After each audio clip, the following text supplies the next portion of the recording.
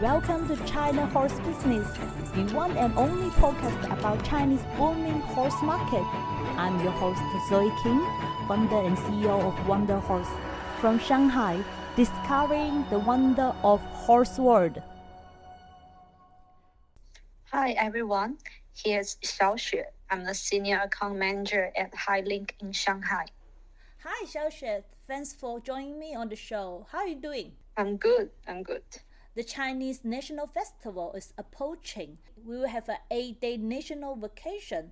Any plans for your vacation? Yeah, frankly, we may just travel around Shanghai, maybe make a short stay in one of the family resorts, because there will be a crowd everywhere in China. Sure thing. Especially we can't travel abroad this year. Everyone should stay in China for the vacation. But it will help Chinese tourism industry in a way to compensate their loss during the pandemic. Yeah, for sure. I hope this resort I used to go are still in business. Yes, finger crossed. Let's hope everything is back to normal as soon as possible. Already, I think. Shall we get started? Which club are you going to introduce today? Let's take a look at Shanghai Roborant Equestrian Club, located in Fengxian District, 1 hour driving from city center. The club was founded 11 years ago in 2009. They are very focusing on young riders' education. Today, the club has over 16 horses. Half of them are imported warm-bred horses.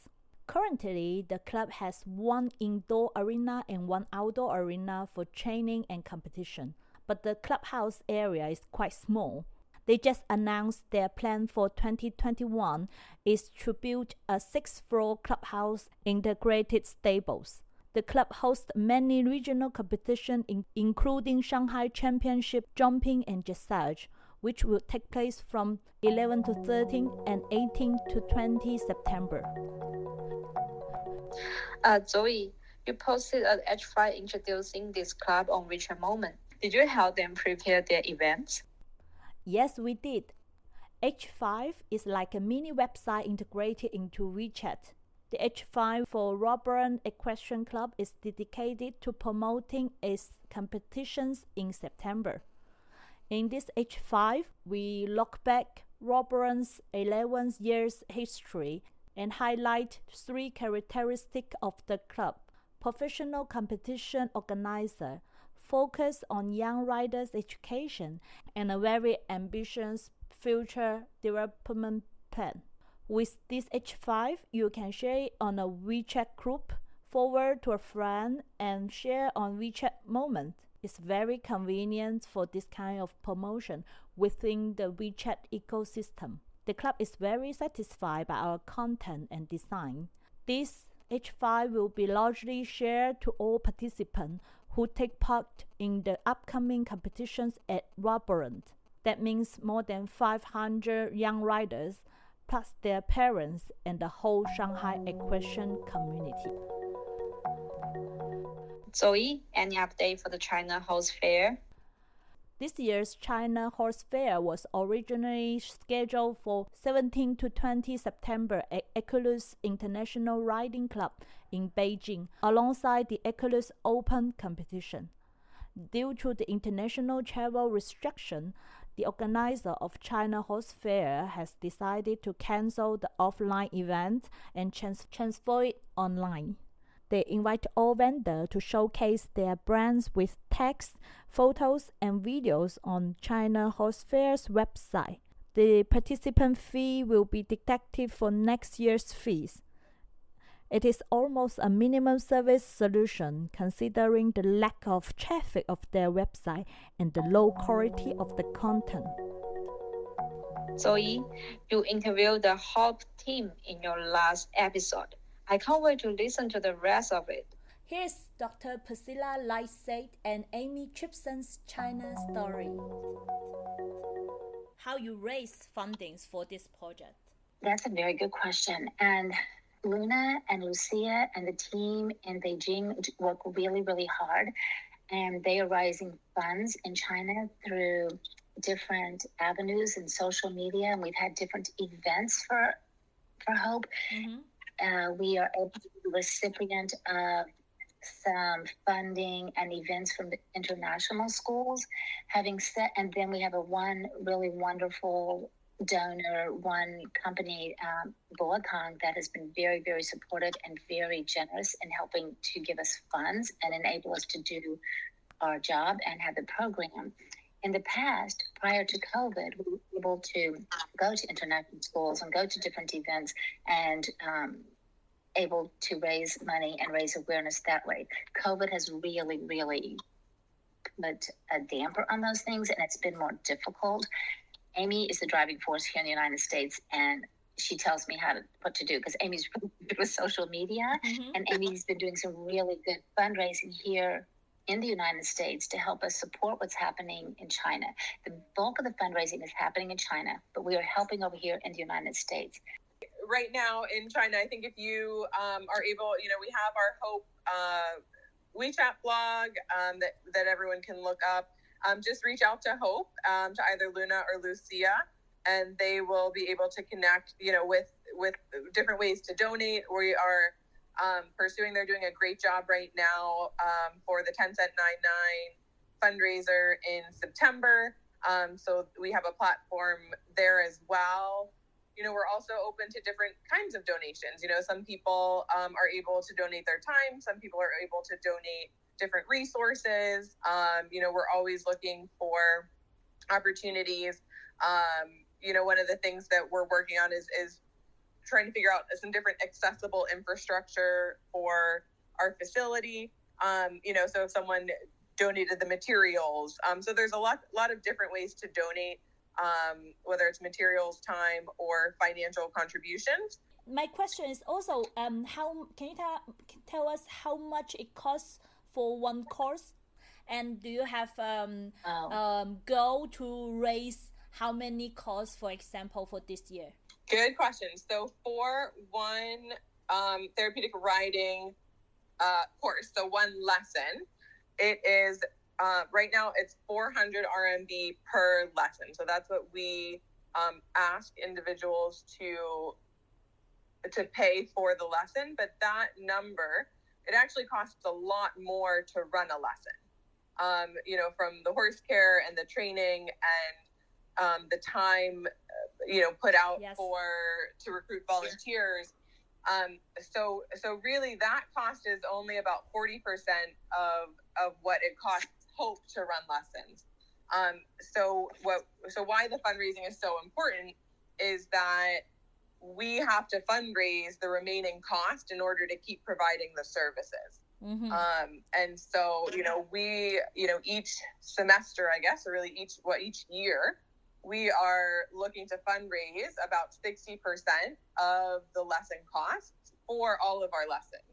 And so, each semester, I believe in the fall, we're looking at having between 10 to 12 participants, come out for the fall session. And we're always looking at trying to increase, very gradually, based on our instructor availability and our horse availability, and make sure that the program is growing, but also that we're growing safely. Okay, I see. And one more thing to add to that, I totally appreciate Amy's answer is absolutely spot on. And Amy's worked really hard with the team to also have a horse sponsorship program. So people can, if they would like, they can choose to sponsor a child, or they can choose to sponsor a horse. Because as Amy mentioned, we are at this wonderful stables, Dongfang Mahui, and it's not, they are very generous and kind to us and have given us our own arena to work in when we have lessons, and our horses have lovely turnout. But we do have to pay for, their feed and their board and their care. Okay. So we do have a horse sponsorship as well. I see. So we introduced Dongfang Mahui Oriental Equestrian Club in Beijing in our previous episode 13. It's a very, very meaningful project you are running in China. Is there any specific moment that is very special for you, very touching for you, that you can share with us? Yes, it's really hard to pick which one to tell because you are so right. I mean, yes, you are so right. There have been times that we, as a team members of Hope, have wanted to cry. We have seen such a wonderful progress, and there have been such poignant moments. But one that I remember was last year, and Amy was already there, and we were having summer camp, and we had a little boy come, and he was blind. He had autism. He's what we call tactily defensive. Like he doesn't want to touch anything unless it is a smooth, hard surface like a table. So to touch a horse whose hair is, the fur kind of uncomfortable to him, and to touch the mane would be uncomfortable. So, and wearing a helmet was going to be uncomfortable. So he didn't even want to wear a helmet. So he came to summer camp 4 days in a row. And the first day he would hold the brush, but he didn't really want to touch the horse, and he would not wear a helmet. So Luna and Lucia gave the mother a helmet to take home so he could practice wearing it while he was at home. So the next day he came, and hey, he had his helmet on, and that was a great start. And so that day we were able to get him to actually touch the horse. So we only had 2 days left of camp. So the next day, I really, really wanted to get him on. And so Amy was actually teaching the lesson. So I was able to work with Lucia and this boy and his Ai and his mom. So we actually let his little brother get on the horse. We did it very safely. We put a helmet on, and we said, look, your brother's on the horse. Feel your brother. So he could feel that his brother was on the pony. So we asked the brother to get off, and the brother was very, very sweet. And so the big brother, he decided, okay, if my little brother got on, I could do this. So we put him on the horse. So the other thing about this child was not only was he blind and tactily defensive, he also doesn't communicate verbally, and he doesn't communicate very often. But when you ride the horse, we ask the children to communicate to the horse how to get the horse to walk. So if they can talk, they can say, "or if they can't talk, we ask them to pat the horse, like 1, 2, go. And so we taught him that on the third day. And he was only on the horse for 5 minutes.